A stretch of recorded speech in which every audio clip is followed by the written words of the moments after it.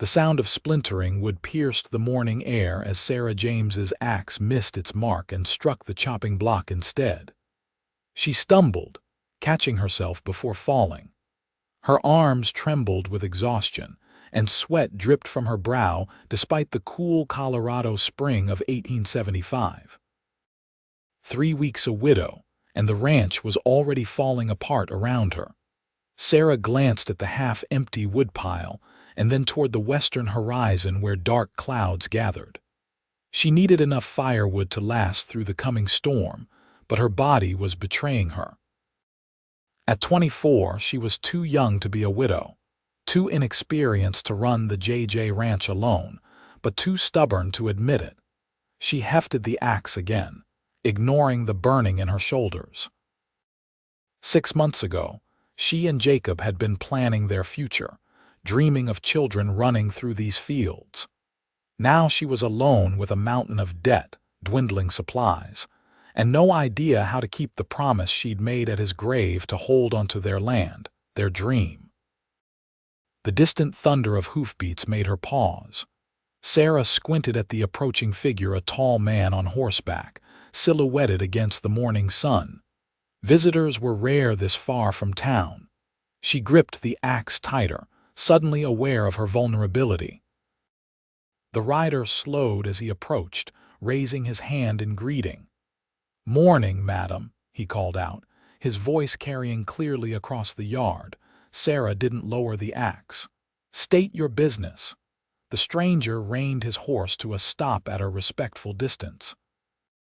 He was tall, broad-shouldered, with sun-bronzed skin and dark hair that curled beneath his hat. His clothes were trail-worn but clean, and his eyes, a startling blue against his tanned face, held no malice. "Name's Noah Xavier, madam. Just passing through on my way north. Wondering if you might spare some water for my horse." Sarah studied him, noting the way he sat his horse, easy, confident, but not threatening. After a moment, she lowered the axe slightly. "Watering trough is by the barn. Help yourself." "Much obliged." He dismounted with fluid grace, leading his horse toward the trough. As he passed the woodpile, his gaze flickered from the meager stack to the large pile of unsplit logs, then to the axe in her trembling hands. Sarah turned back to her work, determined to ignore him. She raised the axe again, but her arms protested, muscles quivering with the effort. The blade wobbled dangerously in her grip. "Begging your pardon, madam," Noah's voice came from behind her, closer than she expected. "But that axe looks mighty heavy." Sarah stiffened. "I can manage." "No doubt you can," he agreed easily. "But my mama always said there's a difference between what we can do and what we should do." She turned to face him, bristling. "And what business is it of yours what I should do, Mr. Xavier?" His expression remained calm, respectful. "None at all. But I've got 2 strong arms not doing much at the moment, and that storm on the horizon looks mean. Might be I could split some wood for you before it hits, in exchange for that water and maybe a bit of coffee if you've got it to spare." Sarah hesitated. Pride warred with practicality. The woodpile wouldn't last 2 days in a cold spring storm, and her arms felt like they were filled with lead. "I don't need charity," she said finally. "Not offering any," Noah replied. "Just a fair trade. Work for hospitality." A gust of wind swept across the yard, carrying the scent of rain. Sarah looked at the gathering clouds, then back at the stranger with the kind eyes. "Coffee's on the stove," she conceded, "but I'll be watching you from the porch, Mr. Xavier." His smile was warm but respectful. "Wouldn't expect anything less, Mrs. James, Sarah James, Mrs. James." He nodded, then held out his hand for the axe. "Why don't you rest a spell while I take care of this?" Reluctantly, Sarah surrendered the tool. As Noah turned to the woodpile, she noticed the gun belt at his hip, worn but well maintained. A cowboy, perhaps, or a ranch hand between jobs. Not a drifter, she decided. His horse was too well cared for, his manner too courteous. She retreated to the porch, sinking gratefully onto the bench. From here, she could watch him work while resting her aching body. Noah removed his coat and hat, hanging them on a nearby fence post before rolling up his sleeves. The muscles in his forearms flexed as he positioned the first log. The axe swung in a perfect arc, splitting the wood cleanly in one strike. Noah worked with an efficiency Sarah envied, his movements economical yet powerful. In minutes he had split more wood than she'd managed all morning. Your husband. Noah ventured after a while, pausing to wipe his brow. Is he away? Sarah's throat tightened. Dead. 3 weeks ago, pneumonia. Noah's expression sobered. I'm sorry for your loss, Mrs. James. He resumed working without further questions, and Sarah was grateful for his silence. She watched as the pile of split wood grew steadily higher, feeling a strange mix of relief and shame.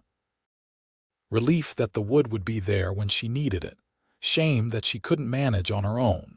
When Noah finally set down the axe, the woodpile was higher than it had been in weeks. Dark clouds now loomed overhead, and the air had grown heavy with impending rain. That should see you through the storm, he said, rolling down his sleeves. Mind if I wash up before that coffee? Sarah nodded toward the pump. Help yourself. I'll fetch you a towel. Inside the small cabin, Sarah allowed herself a moment of weakness, leaning against the wall as tears threatened. The simple kindness of a stranger had undone her careful composure. For 3 weeks, she'd held herself together with sheer willpower, refusing to acknowledge the impossibility of her situation. Now, watching a stranger do in an hour what would have taken her days, reality crashed over her like a wave. She collected herself, grabbed a clean towel, and returned outside. Noah was at the pump, water streaming over his hands and face. When he straightened, water droplets clung to his eyelashes, catching the last rays of sunlight before the storm. Here, she offered, extending the towel. Thank you. Their fingers brushed as he took it, and Sarah felt an unexpected jolt at the contact. She withdrew her hand quickly, confusion mingling with her grief. The first fat raindrops began to fall as they reached the porch. Sarah gestured toward the door. Come in before you're soaked. Inside, the cabin was modest but clean. A small stove provided heat and a cooking surface. A table with 4 chairs occupied one corner, and a bed was partially concealed behind a curtain. Everything was neat, if somewhat worn. Sarah poured coffee into 2 mugs, setting one before Noah as he took a seat at the table. Sugar. Black is fine, thank you. He wrapped his hands around the mug, savoring the warmth. This is a nice place you have. Sarah sat across from him, her own mug untouched. It's falling apart. The roof leaks in 3 places, the north pasture fence is down, and half the chickens were taken by foxes last week. The words tumbled out before she could stop them. Noah listened quietly, his blue eyes steady on hers. My husband and I, we bought this place with big dreams. Jacob had plans. She trailed off, looking away. Well, plans don't mean much now. Noah took a sip of his coffee. Plans change. Doesn't mean the dream has to die. Dreams need more than one pair of hands, Sarah replied bitterly. I can barely keep up with the daily chores, let alone make improvements. You have neighbors. Family nearby, she shook her head. Nearest neighbor is 5 miles east. My family's back in Pennsylvania. Jacob's people never approved of our marriage, they won't help. The rain intensified, drumming on the roof. A gust of wind rattled the windows. Looks like we're in for a real downpour, Noah observed. Don't mean to impose, but I'd be grateful if I could wait it out in your barn. Sarah hesitated, then made a decision. You can stay for supper. It's the least I can do for the firewood, and she gestured toward the windows. No one should be out in this. Noah's smile was warm. That's mighty kind of you, Mrs. James. Sarah, she corrected, surprising herself. If you're staying for supper, you might as well use my name. Sarah, he repeated, and something in the way he said it made her heart beat a little faster. Then I insist you call me Noah. As she prepared a simple stew, Sarah found herself telling Noah about the ranch, how she and Jacob had saved for years to buy it, their plans for raising cattle, the harsh winter that had weakened her husband before the pneumonia took him. Noah listened attentively, asking occasional questions about the property. When the stew was ready, they ate in comfortable silence, the storm raging outside. This ranch, Noah said finally, setting down his spoon. It means a lot to you, Sarah nodded. It's all I have left of him, of us. Our dream. But it's not just his dream anymore, is it? Noah's gaze was penetrating. It's yours too. She hadn't thought of it that way. I suppose it is. Then it's worth fighting for. The simple conviction in his voice stirred something in Sarah, a flicker of the determination that had once driven her and Jacob to leave their comfortable lives back east for the promise of the frontier. After supper, Noah insisted on helping with the dishes. Standing beside him at the wash basin, Sarah was acutely aware of his presence, the clean scent of rain and soap, the strength in his hands as he carefully dried each plate. "Where are you headed?" she asked, breaking the companionable silence. "Wyoming. Got a job offer at a cattle ranch near Cheyenne." "You're a ranch hand then?" Noah nodded. "Started as one, worked my way up to foreman at my last place down in New Mexico, hoping to save enough to buy my own spread someday." "Why'd you leave New Mexico?" A shadow crossed his face. "Owner died." His son had different ideas about running things. Didn't see eye to eye. There was more to the story, Sarah sensed, but she didn't press. Everyone out here had a past they didn't talk about. The storm showed no signs of abating as night fell. Rain lashed against the windows, and the wind howled around the cabin's corners. Sarah lit the lamps and stoked the fire, acutely aware of the impropriety of having a strange man in her home after dark.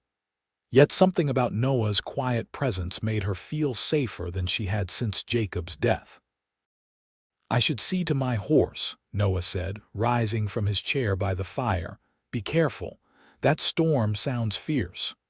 Noah pulled on his coat and hat, then paused at the door. "Lock this behind me. I'll knock 3 times when I return."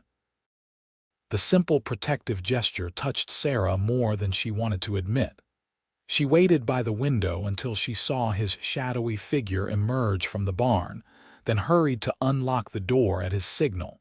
Noah stepped inside, shaking water from his coat. "Your barn roof's got a problem," he reported. "Southeast corner's leaking bad.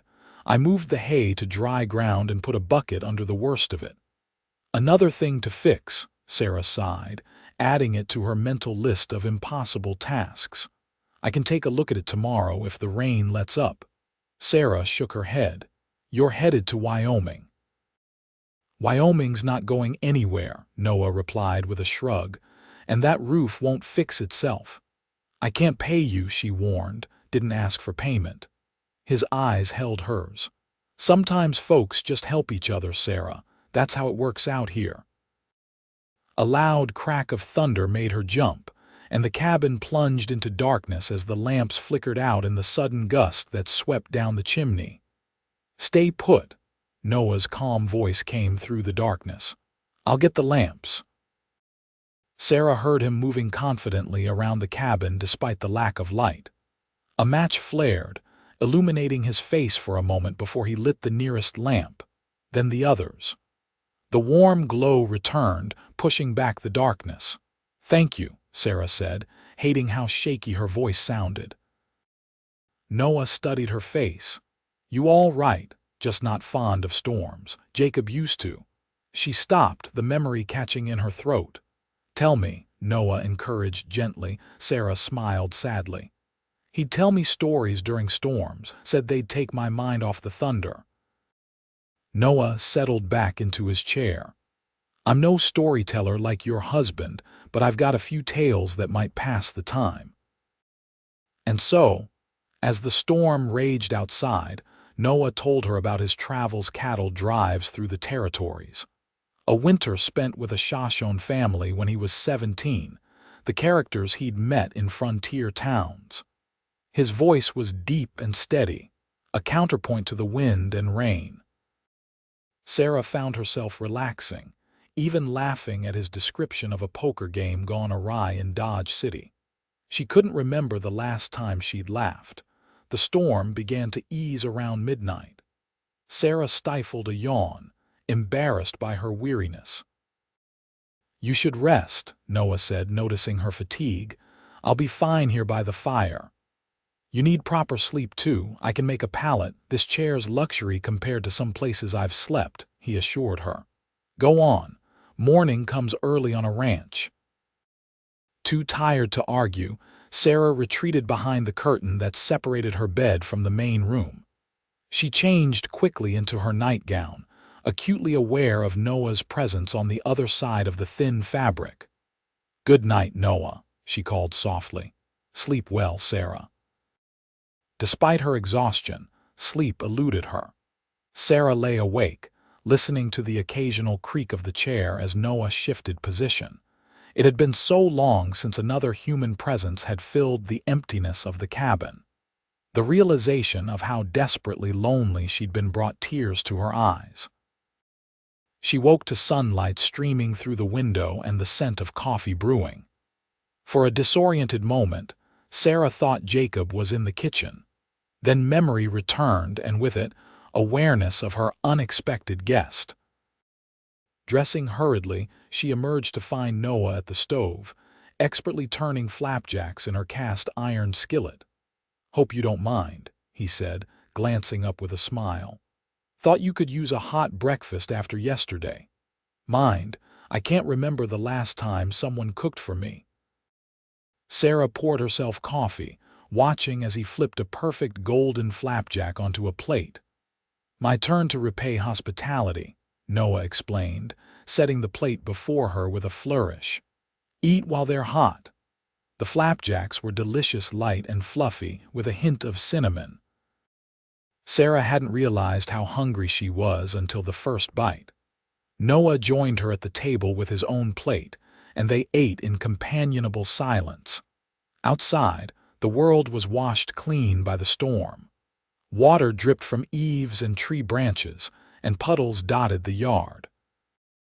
The air had that special clarity that comes after rain. "I checked your roof at dawn," Noah said as they finished breakfast. "It's not as bad as I feared. Some loose shingles, mostly. I can fix it today." Sarah hesitated. "You don't have to do that. I know." His eyes met hers. "I want to."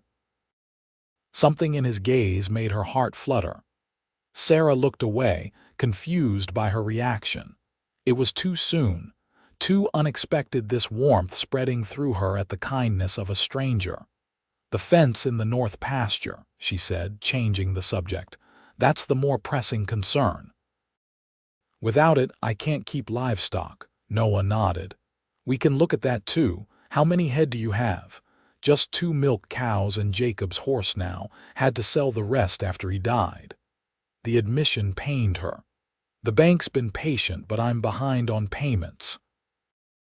Understanding dawned in Noah's eyes. "So that's why you're pushing yourself so hard." Sarah stood abruptly, gathering the plates. "I don't need pity, Noah." "Respect isn't pity," he countered gently. "And you've earned mine. Not many would fight so hard to hold onto a dream." His words disarmed her. Sarah set the plates down, unable to meet his gaze. "Some days I wonder if I'm just being foolish, stubborn." "Stubborn's kept more folks alive out here than luck ever did." Noah rose, moving to stand beside her. "Let me help you today, Sarah, just today." "Then I'll be on my way if that's what you want. Just today. One day of not carrying the burden alone." Sarah nodded, not trusting her voice. They worked side by side through the morning. Noah repaired the barn roof while Sarah tended to her chickens and garden. By noon, He had moved onto the cabin roof, replacing damaged shingles with spares he found in the barn. Sarah brought him water, shading her eyes as she looked up at him working confidently among the rafters. "How does it look?" "Better," Noah called down. "Should hold through the next storm at least. Another hour and I'll be done here." After a simple lunch, they rode out to inspect the north pasture fence. Noah on his stallion, Sarah on Jacob's gelding. It was the first time she'd ridden since Jacob's death, and the familiar motion brought both comfort and sadness. The fence had collapsed along a 50-yard stretch where a flash flood had eroded the ground beneath the posts. Noah dismounted to examine the damage, walking the length of the breach. "It's fixable," he pronounced. "Got enough spare posts in your barn?" "I think so. Jacob was always collecting materials for repairs." "Smart man," Noah commented. "Let's head back and gather what we need." They spent the afternoon hauling posts and tools to the damaged section. Noah showed Sarah how to brace the posts properly against the erosion, working patiently as she struggled with the unfamiliar techniques. "Like this?" she asked, tamping soil around a newly set post. "Perfect." His approval warmed her more than it should have. "You're a quick study." "Had to be." Jacob believed women should know how to do everything a man could do. She smiled at the memory, said it was foolish to think half the population couldn't handle tools just because they wore skirts. "Your husband sounds like he was quite a man." "He was." Sarah's hand stilled. "We were married 5 years, not nearly long enough." Noah was quiet for a moment, respectful of her grief. "No, it wasn't. They worked until dusk, completing nearly half the fence repair." As they rode back to the cabin in the fading light, Sarah realized she felt lighter somehow, despite the physical exertion. Having someone to share the work, even temporarily, had eased a burden she hadn't fully acknowledged. That evening, Noah insisted on preparing supper again. "You've been working just as hard as I have," he said when she protested. "Rest a bit." Sarah sank gratefully into a chair, watching as he moved competently around her kitchen. There was something deeply comforting about his presence, steady, undemanding, yet solid as the mountains on the horizon. "Tell me about Wyoming," she said, curious about his plans. "This ranch you're headed to." Noah stirred the pot of beans he was seasoning. "Big outfit, 1,000 head of cattle, owners looking for someone who knows breeding stock." "And that's you," he nodded. "Spent 3 years improving herds in New Mexico. Got a knack for picking good bloodlines." "Sounds like a fine opportunity." "It is." Noah didn't elaborate, his expression thoughtful as he focused on the cooking. After supper, they sat on the porch, watching as stars appeared in the clear night sky. The air was cool but not cold, fragrant with the scent of damp earth and new growth. Somewhere in the distance, a coyote called, its lonely cry echoing across the valley. "I've been thinking," Noah said after a comfortable silence. "That fence will take another full day to finish properly." Sarah nodded. "I can manage it over time." "Or I could stay one more day," he suggested, his voice casual. "We could finish it together." She should refuse. It wasn't proper, having this man stay another night, but the thought of completing one more essential task before facing her solitary struggle again was too tempting. "One more day," she agreed. "If you're sure your Wyoming job can wait." "It can." Noah's profile was strong against the starlit sky. "Some things are worth taking time for." They fell into an easy rhythm the next day, working side by side on the fence. Noah was a patient teacher, showing Sarah techniques that made the work more efficient, less taxing on her body. By mid-afternoon, the fence stood repaired, sturdy enough to contain cattle once more. "It's a good job," Noah said with satisfaction as they gathered their tools. "Should hold for years if the creek behaves itself." Sarah ran her hand along one of the posts, feeling a sense of accomplishment she hadn't experienced in months. "I couldn't have done this alone." "You could have," Noah corrected her. "Would have taken longer, been harder, but you'd have managed." "You're stronger than you give yourself credit for, Sarah James." His faith in her abilities touched something deep within her. For weeks, she'd been drowning in doubt, questioning every decision, every struggle. Noah saw her differently, as capable, resilient. "Thank you," she said simply.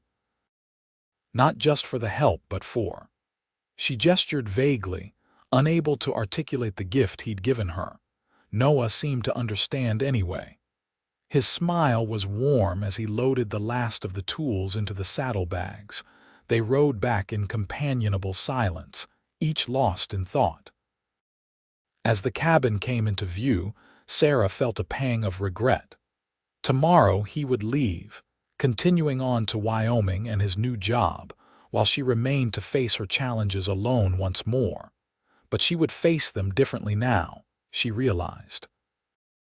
Noah had shown her that asking for help wasn't weakness, that sometimes the strongest thing you could do was accept the hand extended to you. That evening, Sarah insisted on cooking. "My turn," she declared, shooing Noah from the kitchen. "Besides, I want to show you I can make more than coffee." She prepared her best dish, chicken and dumplings, with apple pie for dessert. It was Jacob's favorite meal, and for a moment, she felt a stab of guilt for serving it to another man. But Jacob would understand, she thought. He'd be glad someone had helped her when she needed it most. Noah's appreciation was evident with every bite. "This is exceptional," he said, helping himself to seconds. "Best meal I've had in years."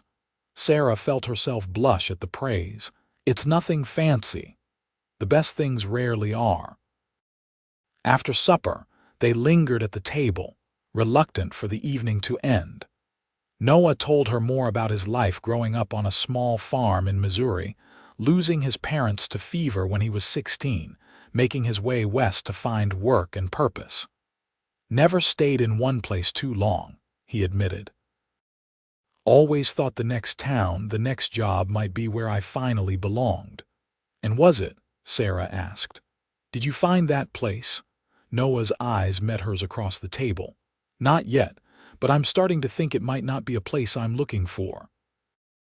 The implication hung in the air between them, unspoken but undeniable.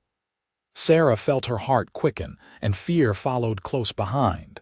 It was too soon, too unexpected, this connection with a man she'd known just 3 days. "I should clean up," she said, rising abruptly to gather the dishes.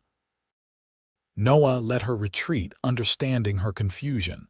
He helped with the washing up, careful to maintain a respectful distance.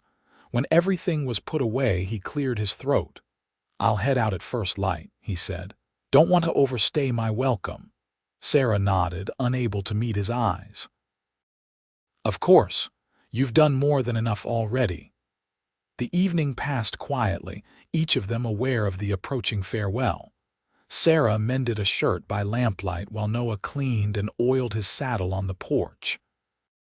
When she finally bid him good night, there was an undercurrent of sadness in her voice that neither acknowledged. Sleep eluded her again. Sarah lay awake, listening to the familiar creaks of the cabin, the occasional shifting of Noah in the chair by the fire. In just 3 days, his presence had filled an emptiness she'd been trying to ignore. Tomorrow, that emptiness would return, perhaps even deeper than before. Dawn came too quickly. Sarah rose and dressed, steeling herself for the goodbye. When she emerged from behind the curtain, Noah was already up, his saddlebags packed and waiting by the door. "Morning," he greeted her with a smile that didn't quite reach his eyes. "Thought I'd make breakfast before I go." "You don't have to, I want to," he insisted, already cracking eggs into a bowl. One last meal before the trail. They ate in silence, the food tasteless despite Noah's skill. When the meal was finished, he rose to collect his things while Sarah wrapped provisions for his journey: bread, cheese, dried meat. Outside, the morning was crisp and clear, promising another beautiful spring day. Noah saddled his horse, checking the cinch with practiced hands. Sarah stood nearby, the bundle of food clutched to her chest like a shield. "Well," Noah said finally, turning to face her. "I guess this is goodbye." Sarah nodded, extending the provisions. "For your journey. Thank you." His fingers brushed hers as he took the package, and that same jolt she'd felt before coursed through her. "For everything." "I should be thanking you," Sarah replied, her voice unsteady. "The wood, the roof, the fence. You've given me a fighting chance." Noah looked at her, his blue eyes serious. "You had that already, Sarah. All I did was remind you." He mounted his horse in one fluid motion, settling into the saddle with the ease of a man who'd spent his life on horseback. Looking down at her, he seemed to struggle with words. "Wyoming's a long way," he said finally. "Yes.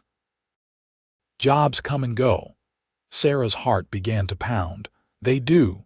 Noah's gaze never left her face. "I could write. Let you know how things are up north. I'd like that," he nodded, seeming to come to a decision. "Or I could stay." The simple statement hung in the morning air. Sarah felt dizzy with the implications, with possibilities she hadn't allowed herself to consider. "Stay," she echoed, hardly trusting her voice. "This ranch needs work," Noah said carefully. "Lots of it. More than one person can handle alone. I'm good with cattle, good with my hands. I could help you build something here." "Why would you do that?" Sarah whispered. "Give up a sure position for this?" She gestured at the modest cabin, the struggling ranch. Noah's expression softened. "Because in 3 days I've felt more at home here than anywhere I've been in 10 years of wandering." He paused, then added quietly, "And because when I look at you, Sarah James, I see someone I'd like to know better. Much better." Tears sprang to Sarah's eyes. "It's too soon," she protested weakly. "Jacob's only been gone, I know," Noah interrupted gently. "I'm not asking for promises, Sarah, just a chance. Time to see if what I'm feeling might grow into something you could share someday. And if it doesn't, then I'll have helped a friend rebuild her ranch," he said simply. "No regrets either way." Sarah looked up at him, this kind, strong man who had appeared in her life when she needed him most. Was it chance, or something more? Jacob had always said the universe had its own wisdom. Perhaps this was part of it, this unexpected second chance at happiness. "I can't pay you," she warned, echoing her words from days earlier. Noah's smile returned, warming his eyes. "Didn't ask for payment." He extended his hand down to her. "What do you say, Sarah? Shall we see what we can build together?" Sarah looked at his outstretched hand, then up at his face, open, honest, hopeful. In that moment she made her decision. She reached up and placed her hand in his. "Yes," she said, her voice stronger than it had been in weeks. "Let's find out." Noah's smile broadened as he squeezed her hand gently. "Then I reckon I'd better unsaddle this horse and get to work. Days wasting."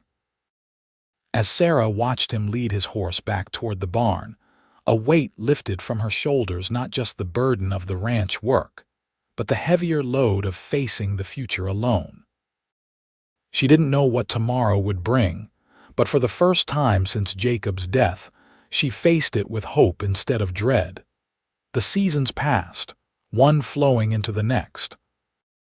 Spring bloomed into summer, summer mellowed into autumn, autumn chilled into winter, and with each passing day, Noah and Sarah worked side by side to bring the ranch back to life. They started small, repairing what was broken, tending what remained. Noah's knowledge of cattle proved invaluable as they slowly rebuilt the herd, selecting breeding stock with care. By the following spring, the first calves were born on the rejuvenated JJ Ranch, their wobbly legs and curious eyes a promise of the future. Noah built a small cabin for himself at the edge of the property, respecting Sarah's need for time and space. They took meals together most days, sharing the labor and the gradual triumphs as the ranch began to thrive once more. And day by day, something else grew alongside the ranch, a deep friendship that slowly, carefully blossomed into love. It happened in small moments. Noah's hand steadying Sarah as she crossed a stream, Sarah's laughter at his terrible singing as they worked the fields, quiet conversations by firelight as they planned the next day's work. One evening in late summer, as they sat on the porch watching lightning bugs dance in the twilight, Noah finally spoke the words that had been in his heart for months. "I love you, Sarah James," he said simply. "Have almost from the first day when I saw you struggling with that axe but too stubborn to quit." Sarah turned to him, her eyes soft in the fading light. "I know," she replied. "I think I've known for a while." And Noah's voice held a question, a hope.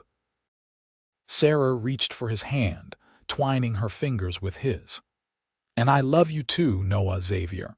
Not instead of Jacob, that love is still part of me, but alongside it, different but just as real." The relief and joy that washed over Noah's face made Sarah's heart swell. He leaned forward, his free hand gently cradling her cheek. "May I?" he whispered. Sarah nodded, closing her eyes as his lips met hers in a tender, reverent kiss, a beginning, a promise. They were married that autumn, in a simple ceremony attended by neighbors and the few friends they'd made in town.